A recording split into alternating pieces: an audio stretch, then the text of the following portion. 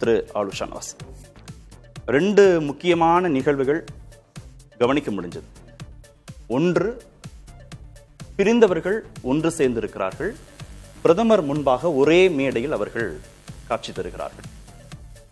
இரண்டாவது, இதுநாள் வரை பாஜக பேசாத, பிரதமர் அழுத்தம் கொடுத்து பேசாத ஒரு விஷயத்தை இந்த கூட்டத்தில் முக்கியமாக முன்வைத்திருக்கிறார்கள். Double engine Sarkar. வட மாநிலங்களில் பல தேர்தல் பிரச்சாரங்களில் அவங்க பேசியதை இந்த முறை தமிழ்நாட்டில் அழுத்தமாக அவர்கள் பதிவு செய்ய தொடங்கியிருக்கிறார்கள். இது திமுக கூட்டணிக்கு ஒரு சவாலாக இருக்க வாய்ப்பு இருக்கா? பிரிந்தவர்கள் சேர்ந்திருக்கிறார்கள். யார் பிரிச்சா? யார் இன்னைக்கு சேர்த்தாங்களோ அவங்க தான் பிரிச்சாங்க. அவங்களையே பிரிஞ்சு போனாங்கன்னு பார்க்க முடியாதா? எப்படி பிரிஞ்சு போனாங்க? அவங்க பிரிஞ்சு போகலையே. பிரித்து வைத்தவர்கள் சேர்த்து வைத்திருக்கிறார்கள் அவர்களுடைய தேவைக்காக. அன்றைக்கு பிரித்த போதும் அவர்களுடைய தேவைக்காக பிரித்தார்கள். இன்றைக்கு சேர்த்திருப்பதும் அவர்களுடைய தேவைக்காக சேர்த்து வைத்திருக்கிறார்கள். இதில் அதிமுகவுடைய நலன் என்ன இருக்கு?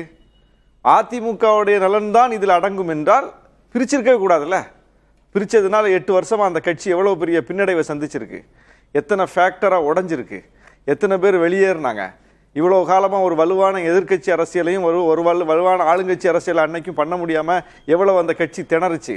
அந்த கட்சிகிட்ட இருந்த 37 எம்பிக்கள் எங்க போனாங்க? அந்த கட்சிகிட்ட இருந்த ஆட்சி எங்க போச்சு? அந்த கட்சிகிட்ட இருந்த ஓட்டு வங்கி எங்க போச்சு? எல்லாம் எதனால வந்துச்சு? ஒரு வலுவான தலைமை இல்லாம அந்த கட்சி சிதறி போய் இத்தனைக்கும் காரணம் யாரு?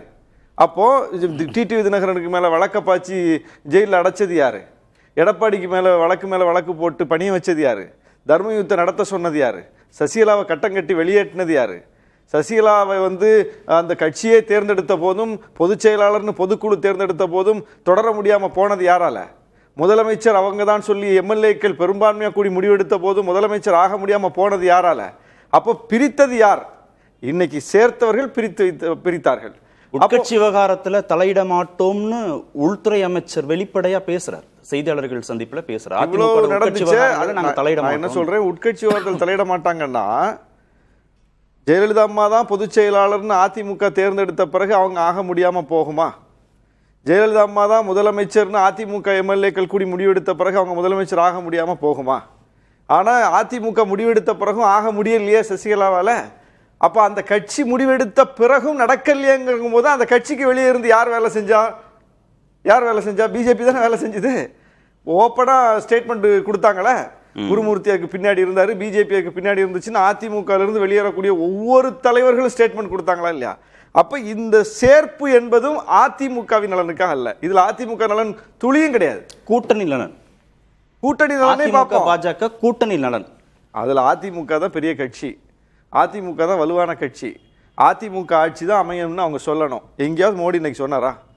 எடப்பாடி பழனிசாமி அவர்கள் தலைமையில் அவர் முதலமைச்சராக பொறுப்பேற்கக்கூடிய அதிமுக ஆட்சி அமையும் அப்படின்னு இன்னைக்கு தேசிய ஜனநாயக கூட்டணியினுடைய பரப்புரை கூட்டத்தில் சொன்னாங்களா? எடப்பாடி சொன்னார். எடப்பாடி முதலமைச்சர் வேட்பாளர்னு வேற யாராவது சொன்னாங்களா? மோடி சொன்னாரா? யாரும் சொல்லல. அப்போ டிடிவி தினகரன் இன்னைக்கு நாங்க ஒருதாய் பிள்ளைகள், அம்மா வளர்த்த பிள்ளைகள். சரி, அம்மா வளர்த்த பிள்ளையோ கட்சியில சேர்த்துற வேண்டியதானே, அம்மா கட்சியில சேர்த்து பொறுப்பு கொடுத்துட வேண்டியதானே. என்ன பிரச்சனை? அதுல எல்லாம் ஒரே பிள்ளைங்க தானே. 8 வருஷமா ஏன் பிரிஞ்சிருந்தீங்க? அப்போ இவர்கள் பிரியவில்லை, பிரித்து வைக்கப்பட்டார்கள். இன்னைக்கு பிஜேபியின் தேவைக்காக சேர்த்து வைக்கப்பட்டிருக்காங்க. இது கிரவுண்டுக்கு தெரியாதா? இல்லை, நீங்க தொடர்ந்து நீங்க பேசுறீங்க தான், இந்த வாதத்தை தொடர்ந்து வைக்கிறீங்க. பாஜகனால அதிமுகவுக்கு பாதிப்பு, பாஜகனால தமிழ்நாட்டு நலனுக்கு பாதிப்பு, இதான் தொடர்ந்து நீங்க பேசுறது. பாஜக தான் இப்படி ஒரு கூட்டணியை கட்டமைப்பதற்கு அதிமுகவோடு உறுதுணையாக நிற்கிறது. அதிமுகனால கொண்டு வந்து சேர்க்க முடியாத கட்சிகளை கூட பாஜகவுடைய தலைவர்கள் பேசி சமரசம் செய்து கொண்டு வந்து சேர்க்கிறாங்க. கூட்டணி பலத்தை அதிகரிக்கிறாங்கல்ல. யாருக்காக? என்டிஏ ஆட்சிக்காக. எடப்பாடி பழனிசாமி ஆட்சியில் போய் உட்காருங்கிறதுக்காக இல்லை, எடப்பாடி பழனிசாமி முதலமைச்சர் ஆகணுங்கிறதுக்காக இல்லை, அதிமுக ஆட்சி அமைக்கணுங்கிறதுக்காக இல்லை. மோடியினுடைய வார்த்தையின்படி, மோடி சொன்னது போல், அமித்ஷா ஏற்கனவே சொன்னது போல் என்டிஏ ஆட்சிக்காக. என்டிஏ ஆட்சினா யார் ஆட்சி? வாசன் ஆட்சியா? அன்புமணி ஆட்சியா? என்டிஏ ஆட்சினா யார் ஆட்சி? எடப்பாடி பழனிசாமி ஆட்சி இல்லைங்கிறது தெரிஞ்சு போச்சு, அவங்க வார்த்தையிலே தெரிஞ்சு போச்சு. அப்ப அதுல யார் மிச்சம் இருக்கா? அதுல அன்புமணி இருக்காரு, ஜி கே வாசன் இருக்காரு, டிடிவி தினகரன் இருக்காரு. டிடிவி தினகரன் ஆட்சியா? என்டி ஆட்சினா யார் ஆட்சி? பிஜேபி ஆட்சி. பிஜேபி ஆட்சிக்கு வருவதற்கு இந்த கட்சிகளை பூரா செதைச்சு சின்ன பின்னமாக்கி தன் கைக்குள்ள கொண்டு வந்த பிறகு இவங்களை வச்சு ஒரு ஆட்டத்தை ஆடுது. அப்ப இனி இங்க அங்க யார் குரல் எடுபடும்? அந்த கூட்டணிக்குள் யார் குரல் எடுபடும்? எடப்பாடி குரல் எடுபடுமா? அன்புமணியின் குரல் எடுபடுமா? டிடிவி தினகரன் குரல் எடுபடுமா? ஜி.கே. வாசனின் குரல் எடுபடுமா? யாருடைய குரல் எடுபடும்? மோடியின் குரலும் அமித்ஷாவின் குரலும் எடுபடும். அண்ணாமலையின் குரல் எடுபடும். நயினார் நாகேந்திரன் குரல் எடுபடும். அப்ப அவங்க சொல்றதுதான் சட்டம். முடிஞ்சு போச்சு, அவ்வளவுதான். இது நடக்குது. கடன் சுமை தமிழ்நாட்டுக்கு அதிகம் அப்படின்னு அதிமுக தலைவர்கள், பாஜக தலைவர்கள் விமர்சிக்கிறாங்க. அதிமுக மகளிருக்கு 2000 ரூபாய், ஆண்களுக்கு இலவச பேருந்து பயணம்னு வாக்குறுதிகள் கொடுக்கறாங்க. திமுக மத்திய அரசு எந்த திட்டங்களுக்கும் நிதி ஒதுக்குவதில்லைன்னு விமர்சிக்கிறாங்க.